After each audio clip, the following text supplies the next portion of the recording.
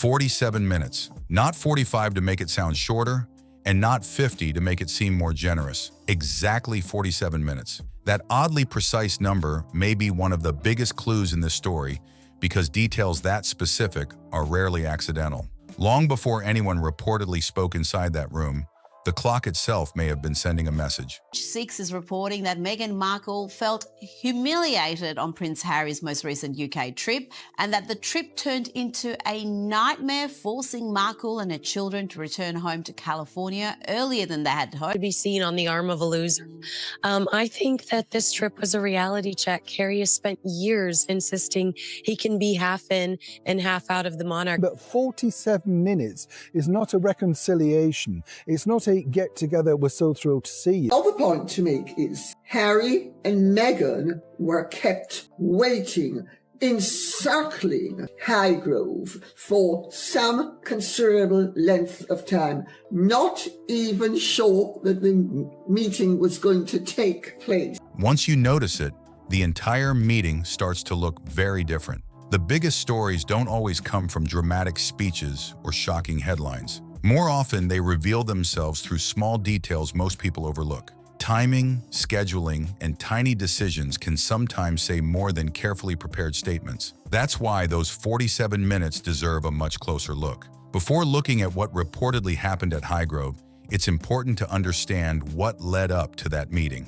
For nearly 7 years, one message shaped much of the Sussex story. We left because the institution was toxic. We left because of race-related concerns raised behind closed doors. We left to protect our family. That message stayed powerful because it relied on consistency. Over time, however, critics argued it became harder to describe the monarchy as harmful, while also appearing to seek renewed contact with it. Calls for privacy existed alongside frequent public appearances, while criticism of the institution appeared next to repeated appeals for reconciliation. Taken together, many observers felt those mixed signals raised more questions than answers.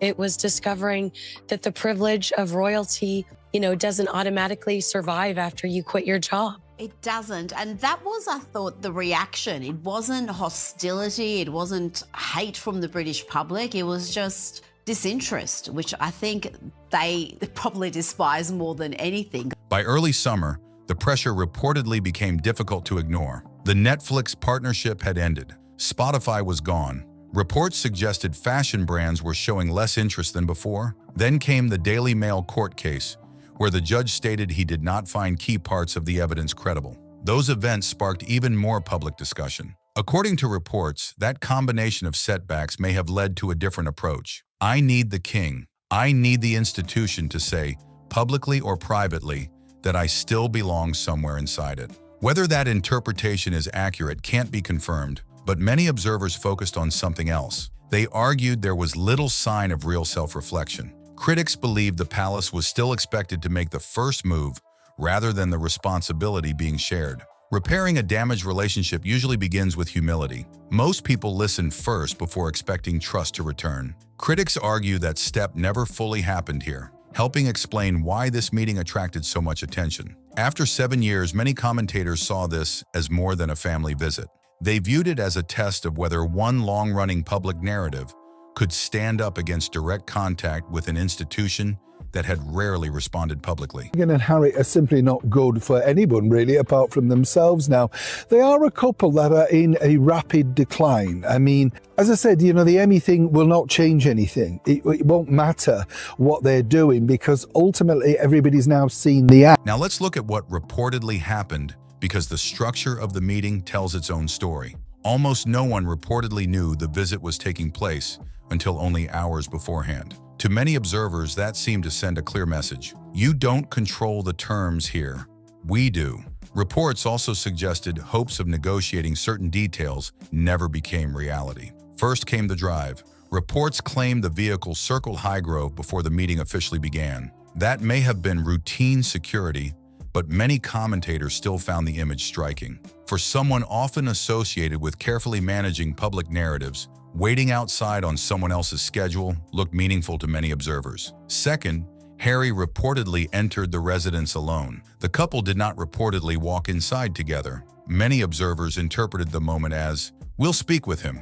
You wait outside." Reports stated she remained outside with the children during that portion, leading critics to believe she wasn't included in the main discussion, present but not truly part of it. Then came those 47 minutes, not an hour, not even 45 minutes, exactly 47. That precision gave the impression of a carefully planned schedule rather than a relaxed family gathering. 27 claims against the Daily Mail were thrown out. Yes, because the evidence wasn't there, and as we've learnt, suspicion is one thing. I've got a lot of suspicion about Harry and his teams. I really do, but that's not evidence, and you can't go to court. So it's amazing that the lawyers, and I find 50 million for this case extraordinary. In their minds, Harry and Meghan's redemption, their big return, and how they were going to turn things around. They were no longer going to poll next to Andrew Mountbatten Windsor. They were coming home, and everybody was going to be thrilled to see them. And then you had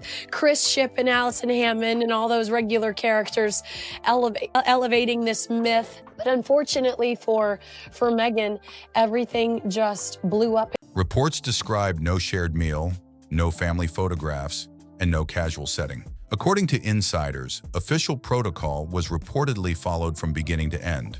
To many observers, the meeting appeared much closer to a formal royal obligation than an emotional reunion. Then there was Camilla's reported presence. Palace sources reportedly claimed her attendance was a condition of the meeting, not simply a courtesy. Some commentators viewed that as a safeguard, ensuring the discussion remained structured and avoiding unrealistic expectations. One final detail stood out. For years, many people believed this public figure worked hard to maintain control over the narrative, the timing of announcements, and the public image. Sitting outside Highgrove, waiting for someone else's schedule and someone else's decision, looked very different. To many observers, that single moment symbolized a major shift in who was setting the terms, making one small detail feel far more significant than it first appeared. To many observers, it looked like the complete opposite of how this post-royal chapter had been handled from the very beginning. That may explain why so many commentators focused on what first seemed like a tiny detail. The other part was basically to put Harry and Meghan in their place and to make them understand that they are not in the driving seat anymore. And then, of course, it only took a few seconds. Sometimes the smallest moments end up revealing the biggest story. If you're enjoying this deeper breakdown, don't forget to hit the like button. It really helps support longer analysis like this, instead of the quick headline summaries you see everywhere else. What happened after the meeting, or more importantly, what didn't happen, may have been even more revealing. During those 47 minutes, many observers felt one thing became clear. Nothing about the meeting was presented as a major breakthrough.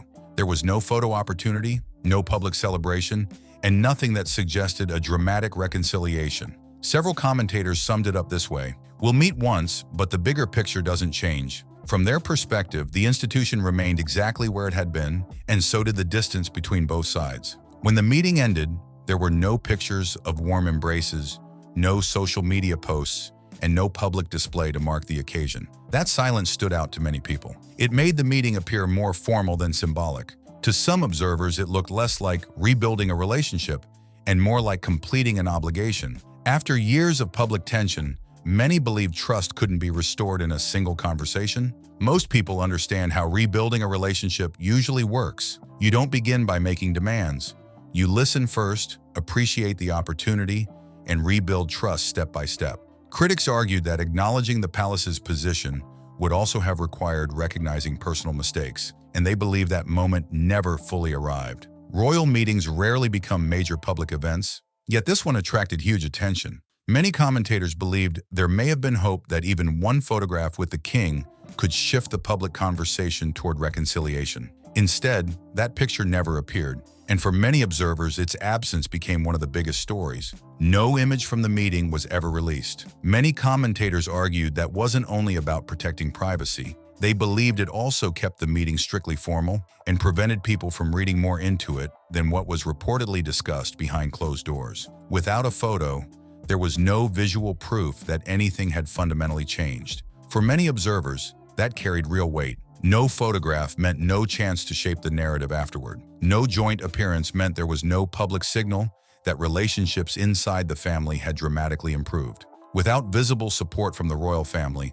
many commentators believe the idea of a major comeback lost even more momentum. A single photograph could have accomplished something no statement or anonymous briefing ever could. It would have shown that some level of connection still existed, regardless of how people later interpreted the meeting. By choosing not to release one, the palace also withheld the strongest visual symbol available: clear public confirmation. Unlike headlines or opinions, a photograph often speaks for itself. That's one reason many people felt its absence became so important. As the discussion continued, another comparison also started gaining attention. While she was reportedly waiting outside Highgrove, William was attending a scheduled polo event. Around the same time, Catherine was photographed carrying out routine public duties. Many observers describe both appearances as calm, natural, and focused on their roles rather than creating headlines. To supporters of the royal family, that contrast was hard to ignore. Supporters of William and Catherine often argue that steady public service builds credibility over time.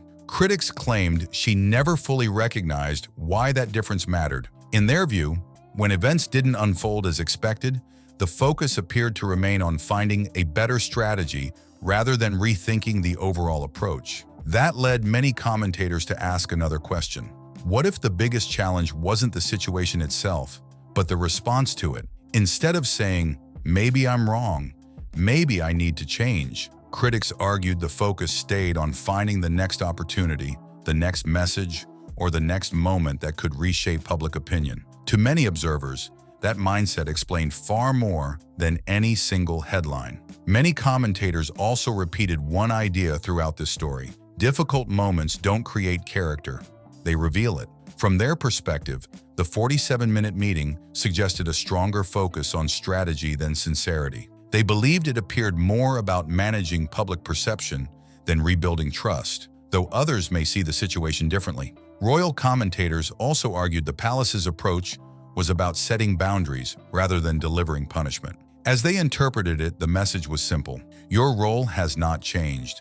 This was one meeting, not the start of a return. Afterward, attention shifted to updates on the official royal website, sparking another wave of debate. Supporters of the palace argued the changes simply reflected reality. Since they are no longer working members of the royal family, the website now presents that status accordingly. For many observers, it wasn't about retaliation.